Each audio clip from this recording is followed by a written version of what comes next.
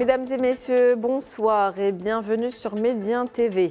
Partenariat stratégique entre le Maroc et le Rwanda, c'est le sujet de l'invité de la rédaction ce soir. Dans l'échiquier géopolitique actuel, marqué par des mutations profondes et des défis globaux interconnectés, le partenariat stratégique entre le Royaume du Maroc et la République du Rwanda émerge comme un témoignage éloquent des liens fraternels unissant deux nations, mais aussi comme un paradigme de la collaboration sud-sud porteur d'une ambition continentale renouvelée. Cette coopération incarne une vision africaine ambitieuse axée sur le développement mutuel, une coopération stratégique qui repose sur une convergence de visions quant à la nécessité d'une Afrique forte, unie et prospère. Et nous allons parler de ce partenariat renforcé avec son Excellence, Madame l'ambassadrice Shakila Umutoni. Vous êtes ambassadrice du Rwanda au Maroc. C'est un plaisir de vous recevoir dans l'invité de la rédaction ce soir. Merci beaucoup. Merci d'avoir accepté notre invitation. Alors, on va parler du Rwanda, ce beau pays, ce beau partenaire, un partenariat renforcé entre le Maroc et le Rwanda. Le Rwanda qui est passé d'un pays ravagé par la guerre à une économie africaine devenue incontournable. Merci beaucoup. C'est un grand plaisir d'être avec vous ce soir. Vous venez de parler d'un pays ravagé par la guerre et si vous me permettez, peut-être de donner un petit tableau de ce pays il y a 31 ans. Donc là, on va aller en arrière, avril 1994. Et le Rwanda passe par un génocide qu'on appelle le dernier génocide du XXe siècle. Un génocide qui a duré 100 jours, avril à juillet 1994, qui a complètement ravagé le pays sur tous les plans. Sur le plan social, sur le plan politique, sur le plan économique, parce qu'on va parler d'émergence économique tout à l'heure. Et donc, il y a 31 ans, nous sommes devant un tableau sombre de ce beau pays des 1000 collines qui vient d'être complètement déchiré. Et donc, les autorités du Rwanda, à l'époque, font face à cette tragédie humaine où il y a plus d'1 million de personnes qui sont tuées, des millions de personnes qui sont réfugiées dans les pays limitrophes, des millions qui sont réfugiés à l'interne dans le pays et une économie qui est complètement détruite. Les infrastructures complètement détruites, le tissu social complètement détruit.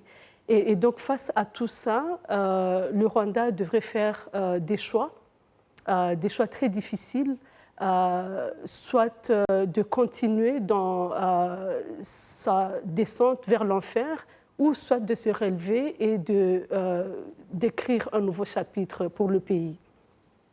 Et donc, le Front patriotique rwandais, qui était dirigé par le président actuel, le président Paul Kagame, a pris les choses en main, a décidé d'écrire ce nouveau chapitre dans lequel nous vivons aujourd'hui.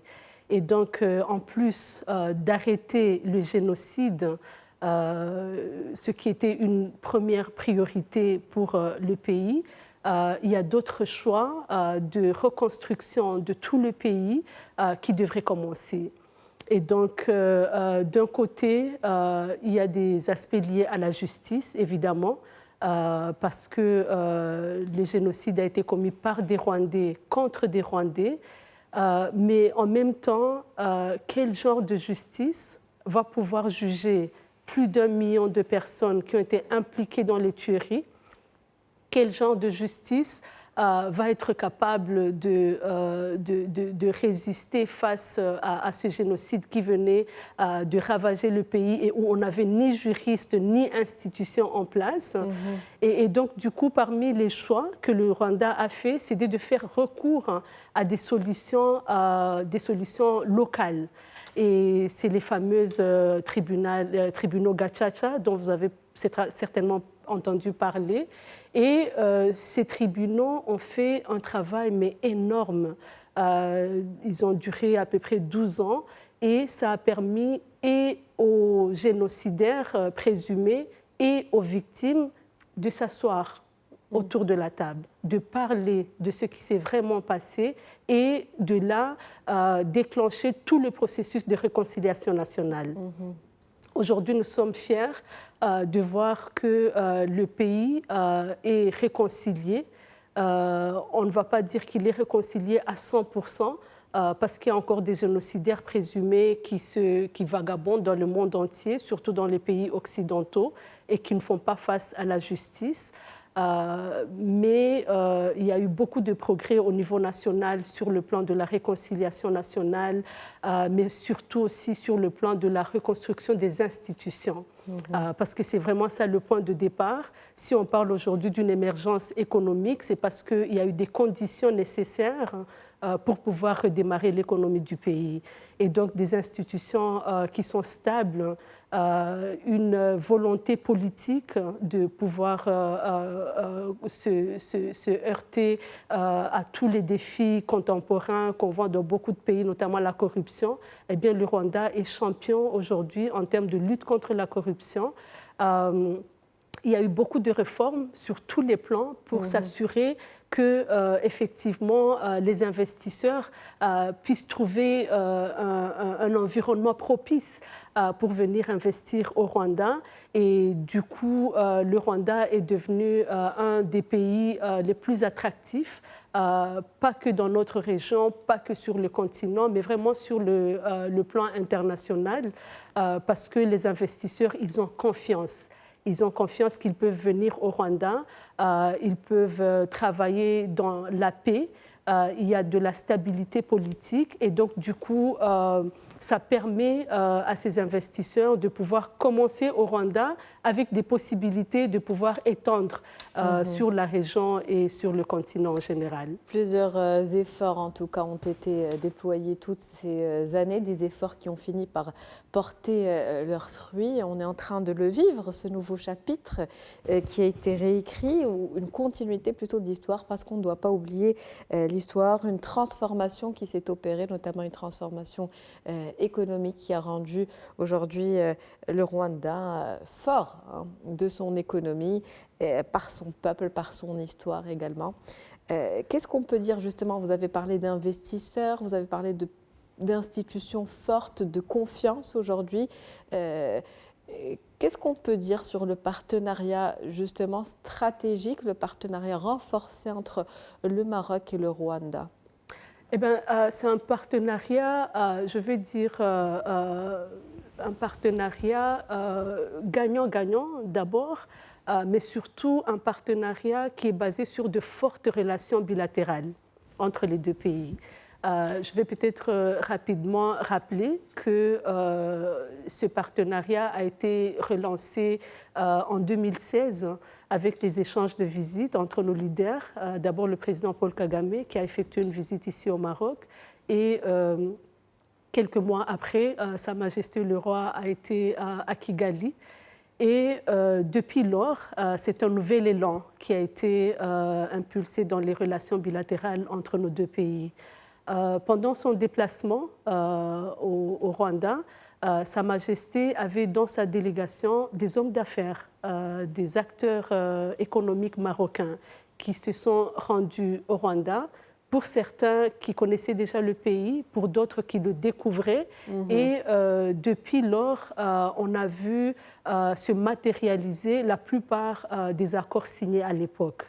Je vais rappeler que pendant cette visite, il y a eu plus de 40 accords signés entre les deux pays. Et aujourd'hui, nous sommes fiers de voir que la plupart se sont matérialisés, que ce soit dans le domaine de la pharmaceutique, que ce soit dans le domaine de l'agriculture, que ce soit dans le domaine des finances. Ces partenariats sont une preuve que nos deux pays ont beaucoup à faire ensemble. Nous sommes très contents de voir cette évolution, mais nous sommes aussi convaincus qu'il y a encore plus à faire. Encore beaucoup de choses à faire, effectivement, mais en tout cas un partenariat économique mutuellement bénéfique qu'il faut renforcer davantage, aller vers peut-être le co-développement, et puis deux économies qui sont, on devrait le dire, complémentaires. Absolument complémentaires dans le sens où justement nous avons cette vision commune de voir notre continent devenir un continent prospère, un continent uni, mais vraiment un continent aussi qui produit des solutions aux problèmes du monde et pas qu'un continent qui est récepteur de leçons ou de solutions, mais vraiment un continent qui joue un rôle actif. Et ça, c'est une vision commune entre nos deux pays. Et donc, c'est le moment pour moi de faire appel à ces opérateurs économiques du Rwanda, du Maroc, de voir justement ces complémentarités qui existent. Parce que d'un côté, on a le savoir-faire marocain dans plusieurs domaines, mais de l'autre côté, on a aussi le Rwanda qui a pu prouver que c'est possible d'avoir un environnement où on peut développer des grands projets. Et donc, du coup, au-delà des échanges commerciaux, on pense que c'est possible justement de développer des grands projets d'avenir pour nos deux peuples, pour nos deux pays, mais aussi pour le continent en général. Absolument. Le Rwanda, un pays qui regorge aujourd'hui d'opportunités d'investissement. Justement, si vous aviez un message à transmettre au public aujourd'hui, aux investisseurs marocains, mais aussi africains qui seraient intéressés par le Rwanda. En un mot, je vais dire Rwanda is open for business. Le Rwanda est ouvert pour les investissements. Mais c'est important de renforcer ce message par des faits qui sont concrets. Je le disais tout à l'heure, le Rwanda s'est beaucoup investi dans des réformes, réformes institutionnelles, réformes juridiques, pour justement permettre qu'on ait un environnement propice aux investissements. Et ça, au moment où nous parlons maintenant, c'est possible, par exemple, pour un investisseur marocain, africain ou d'ailleurs, de commencer son entreprise en ligne. Ça, c'est parmi les réformes que nous avons faites au Rwanda pour permettre justement qu'il y ait toutes les facilités nécessaires pour quiconque serait intéressé à faire ses investissements au Rwanda. Donc, ces réformes permettent que, justement, il y a beaucoup d'investisseurs qui se sentent vraiment intéressés par le Rwanda.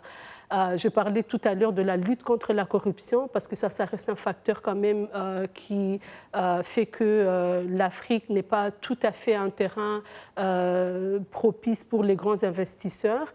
Mais au Rwanda, nous avons pu quand même faire en sorte que la corruption est combattue sur toutes ses formes. Et donc, ça, c'est aussi un facteur d'attractivité pour les investisseurs.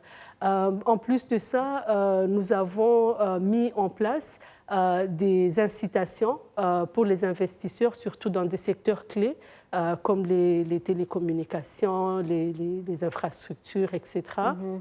Et donc, ces incitations permettent aussi qu'il y ait beaucoup de monde qui sont plus intéressés aujourd'hui à aller vers le Rwanda pour commencer leur projet d'investissement. Le Maroc et le Rwanda, en tout cas, un partenariat stratégique aujourd'hui, une vision commune pour une Afrique unie, une Afrique forte et une Afrique prospère. Merci à vous, Son Excellence, Madame l'ambassadrice Shakila Oumoutoni. C'était un plaisir de vous avoir avec nous dans l'invité de la rédaction ce soir.